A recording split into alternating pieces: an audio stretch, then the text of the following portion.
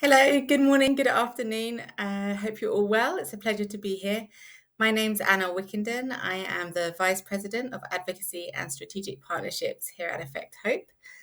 And I was really pleased when Tina spoke to me about the opportunity to present on what I think is a really exciting and innovative project that we've been involved in for the last 10 years in Liberia, which really shows the impact that integration can have on breaking down some of the barriers to access for NTD care.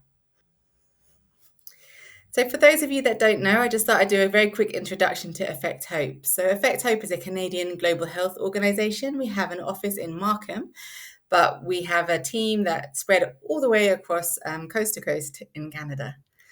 We are focused on impacting the lives of people affected by NTDs. We were founded in Guelph in 1892. We were initially founded as the Leprosy Mission Canada, and as you can imagine, our name and our work has evolved over time, but there are some of those core principles that were there at our founding that we've maintained throughout time. We're actually supported by nearly 10,000 individual Canadians from every province in Canada, and they're the main source of our financial revenue, but we've also been lucky enough to partner with the Canadian government since the 1970s in projects addressing NTDs in Asia and in Africa. So our organisation is guided by an organisational theory of change. We have three core themes to our work. One is access to NTD care. One is mental health and NTDs. And the third one is equity and inclusion. So the way that we work is through strategic partnerships. We generally don't implement directly ourselves. We have some brilliant partners who are much better placed to do that. So we provide technical and financial support to them. We work with World Health Organization, ministries of health, local NGOs, and other technical partners and universities as well. So now I'd love to talk to you about what we're doing in Liberia. We have been working in Liberia actually since 2012, but in 2016, following the Ebola outbreak, we really worked with the Ministry of Health to take the learnings from Ebola and apply them to the NTD context, where we could really look at what would be the best way to break down the barriers that exist to NTD care in Liberia. So just a quick little bit about Liberia. Liberia is a small country on the coast of West Africa. It is very beautiful and has an interesting history. It had previously, before some of the more recent troubles, been known as the Monaco of Africa, and was a place where, if you look at some of the old photos, people were dressed in these incredible, like 1970s kind of flares and outfits, and it was a really beautiful place. Unfortunately, they've gone through a lot of turbulence with the war and then with Ebola, but it's an incredible place to work, and the resilience of the team there is just always amazes me. So our goal in Liberia is that all people in Liberia will have equitable access to care through the public health system, and our specific focus within that is NTDs. So prior to this program, there was really a fragmented and inequitable response to NTDs in Liberia.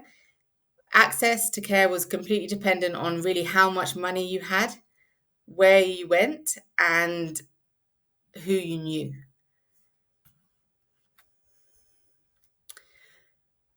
So as I said, this fragmented model of NTD care, where most of the provision was provided directly by NGOs and mission hospitals, meant that there was a real inequity in access. The cost of this kind of programming, this vertical programming, was incredibly high.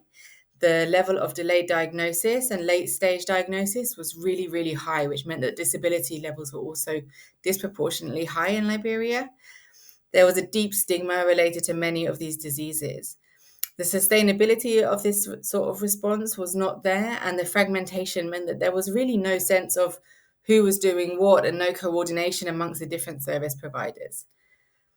As a result of this situation, there was very limited ownership by the government of the overall NTD response to NTD care. So, following Ebola, really a lot of people have become a lot more aware of the importance of a resilient health system. And what we did for this program was to build on the 6 building blocks of the World Health Organization and contextualize them along with multiple people and teams from different departments within the Ministry of Health.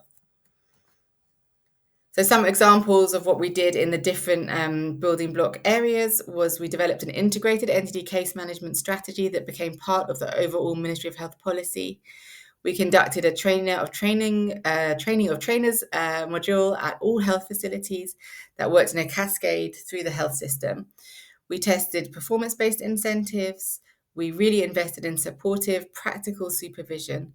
We integrated NTDs in the national supply chain where they had not been there at all previously. And we integrated NTDs into the national HMIS.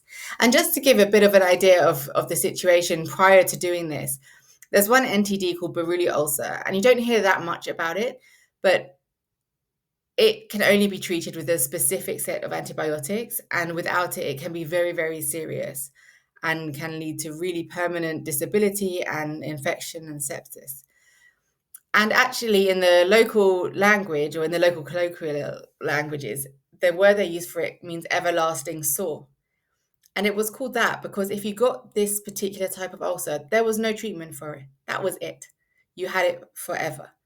There was no capacity within the health system to diagnose it. There was no medicines within the health supply chain to treat it. And so we wanted to transform that and make sure that these entities were no longer neglected from the health system.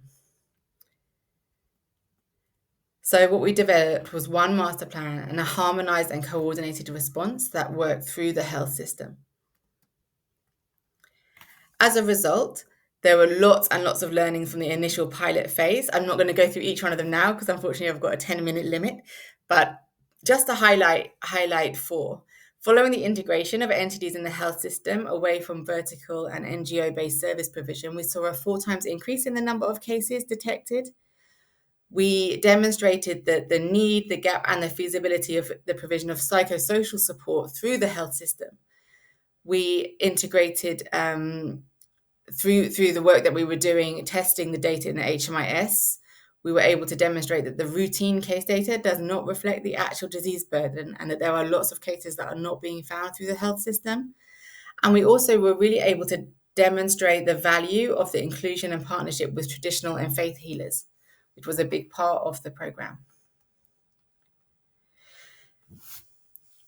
One of the areas of results that we hadn't been anticipating, but that's been really striking, is the impact on broader health systems resilience of this type of approach.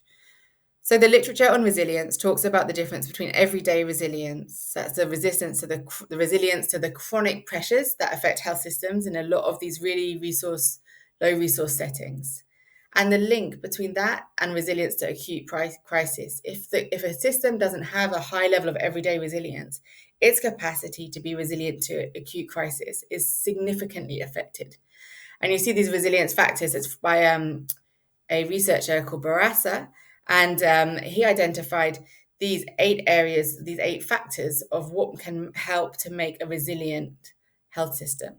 So as part of our analysis, we looked at the Liberian model and were able to identify in each of those resilience factors how the integration of entity care and in the health system directly impacted health systems resilience to both chronic pressures and acute crisis.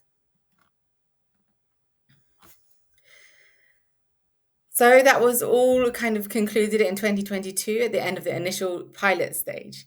And now we're in our second phase, which is really learning, adapting, and scaling from our initial pilot.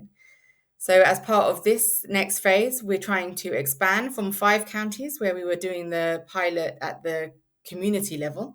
We're expanding nationally to ensure a minimum package of case management services should be available at all health facilities in Liberia by 2027. We have areas to strengthen the building blocks as well. So where we've done some work, there are some that need a lot more input. And we've also enhanced our work of making sure that people affected by NTDs with lived experience are more involved in the planning and evaluation of the intervention. So just to give you some more specific kind of examples, we will be improving early case detection and contact tracing, including leveraging the preventative chemotherapy platforms for case finding. We're going to be looking at how we can build surgical capacity in a systemic way to respond to NTDs. We're going to work with the supply chain to improve the access to the medicines and commodities needed for NTDs. And that's already been done in a lot of ways. We've coded the medicines and commodities so that they're all now in the electronic, the LMIS and in the central medicine store systems. We have integrated process indicators, so program implementation and performance indicators into the HMIS. We have continued to deliver an enhanced training package to the remaining cadres and counties that were not included originally in the first pilot. We continue to conduct implementation research as a big part of this program to really test new ideas and innovations and to see what works best. And we are testing the feasibility and impact of integration of NTDs in the national performance-based financing mechanism. This was important because it was really one of the building blocks we weren't addressing, the financing side of it. And so we want to try this and to see whether or not what the impact of inclusion of NTDs in PBF is, not just in terms of cases, but also from an equity lens. We will continue to map endemicity and distribution of unknown NTDs. And we really are keen to strengthen the inclusion of female genital schistosomiasis, which requires a different set of partners, but is a really serious issue in Liberia, and it's a really important issue that we need to make sure that we address moving forward. So just to close, and given the audience that I have here, I just want to make a bit of a pitch for some of the advocacy and partnership opportunities that are there based on our experience in Liberia. And one of the broader ones is that we really see the need for greater integration of women's health and gender in the NTD response. It's an area where we've struggled in many ways. And I think that it's something that a lot of the stakeholders in Canada have a real strong expertise in, and we'd be really love to explore that more. The integration of NTDs, especially the neglected issue of female genital schistosomiasis in programming by Canadian NGOs and the Canadian government.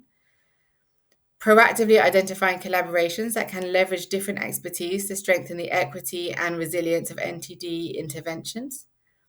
Supporting the scaling of health systems-based approaches to breaking barriers to NTD care through Canada's investments in health system strengthening.